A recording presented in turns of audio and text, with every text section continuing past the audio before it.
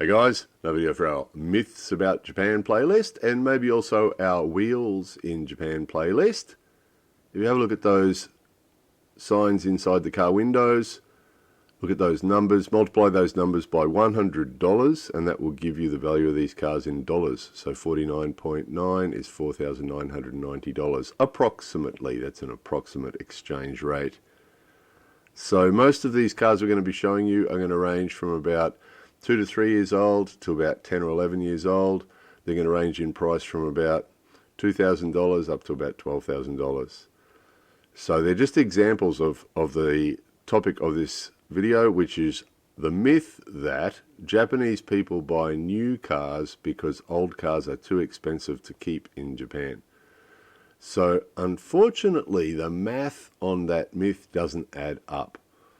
If you take the price of a new car in Japan, work out what that's going to cost you. So say the cheapest new car you can find in Japan, little K car, little 650cc K car, you can get them for probably about $14,000 for a new one.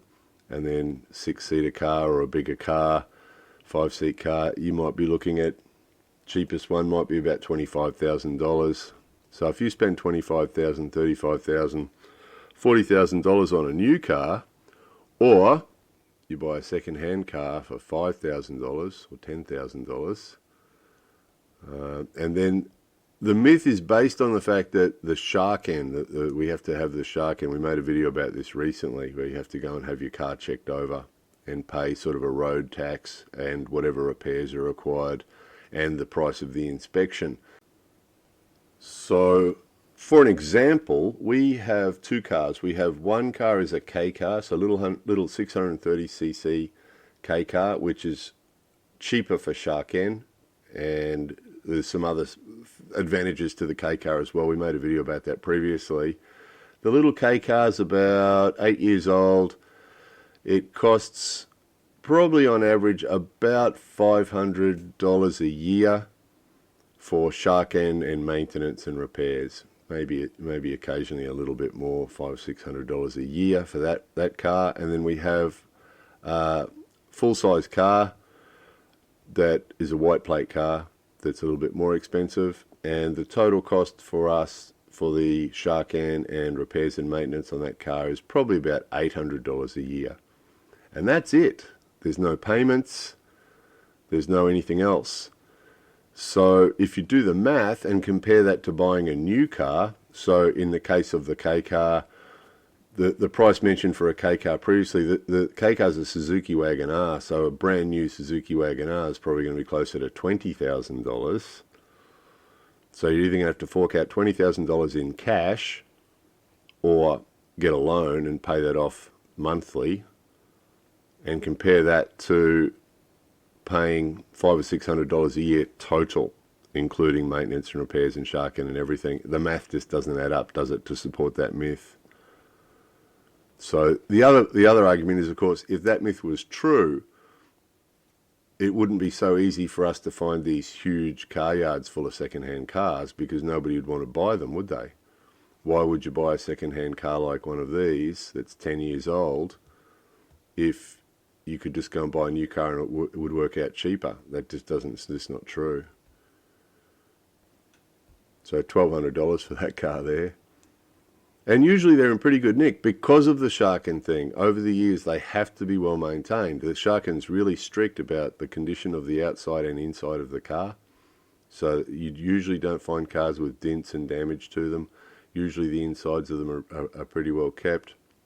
Most Japanese people are pretty careful how they drive, most of them, with some exceptions.